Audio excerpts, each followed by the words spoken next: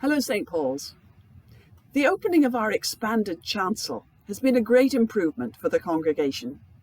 While we still have some work to do regarding light and sound for the clergy and choir and altar party, I'm enjoying the spacious feel of our worship space.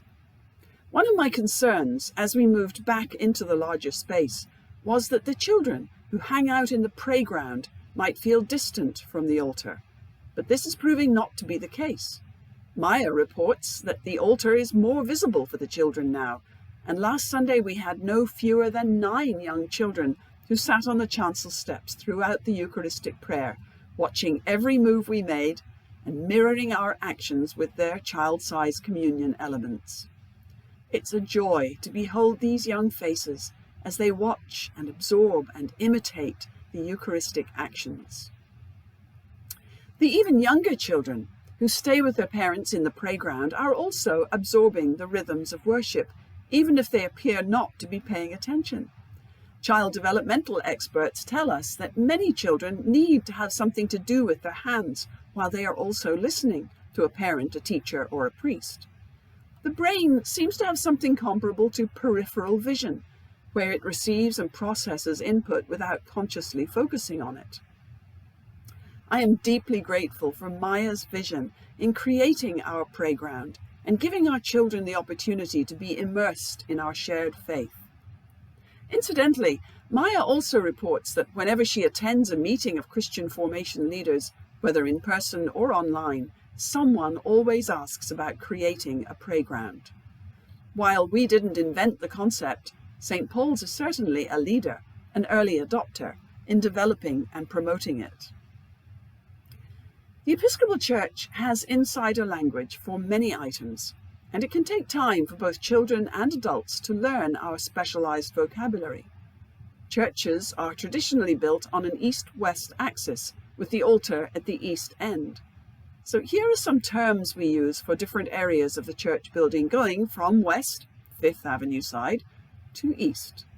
First, the narthex. The narthex is the area just inside the doors at the back of the church. It's a space for preparing ourselves for worship, transitioning from the world outside to the holy space we are entering. The font, from a word meaning a spring of water, is the holder of water for baptism. A font traditionally has 8 sides, reflecting the ancient interpretation of the day of resurrection as the 8th day of creation, as well as reminding us of the 8 people who were saved from drowning in the great flood of Genesis. The nave, a word that comes from the Latin for ship, is the main portion of the church where the congregation sits. You can think of us being in the ark with Noah and his family. The chancel is the area where the choir and clergy sit. It is raised up a few steps from the nave and may be separated from the nave by a rood screen. That's R-O-O-D screen, a partial or complete barrier topped by a crucifix. Rood, in this sense, is from an Old English word for the cross. St. Paul's used to have a rood screen many decades and several refurbishments ago. The sanctuary is the part of the church behind the altar rail. In our case, the chancel and the sanctuary are the same space. In other denominations, the sanctuary refers to the entire church, narthex, nave, and chancel. But for Episcopalians, it's simply that area behind the altar rail. Finally, we have different names for different representations of the cross. A cross with a dying or dead Jesus on it is a crucifix, which means literally fixed to the cross.